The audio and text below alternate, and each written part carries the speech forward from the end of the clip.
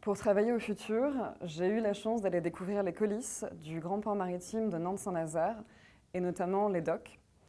J'ai pu découvrir comment les dockers d'aujourd'hui travaillent en plein milieu de la transition énergétique et de la transition écologique grâce à une immersion sur le terminal du Grand Ouest, le terminal agroalimentaire, le terminal roulier. J'ai pu comprendre comment le métier a pu changer au cours des dernières décennies, puisqu'il a évidemment énormément évolué en 50 ans. J'ai aussi pu découvrir comment la transition énergétique est venue moderniser la façon dont les dockers travaillent.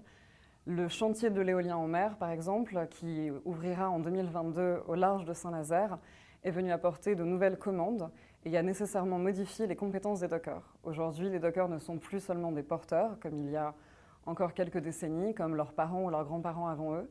Ils sont devenus des conducteurs d'engins, mais aussi des manipulateurs qui ont en charge des pièces, par exemple d'éoliennes monumentales, coûteuses, très fragiles, ce qui évidemment apporte un nouveau savoir-faire. Parallèlement à ça, même si les docks se modernisent et même si les énergies renouvelables se développent, les docks de Saint-Nazaire restent par certains aspects profondément archaïques. Le terminal agroalimentaire continue d'importer massivement du soja à bord de navires vraquiers.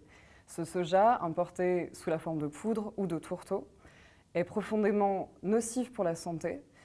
Les conditions de travail restent malheureusement très difficiles, puisqu'un calier doit descendre à fond de cale, comme il y a encore 50 ans, comme on le fait dans les cales de charbon, dans les cales de nitrate d'ammonium, dans la coke de pétrole.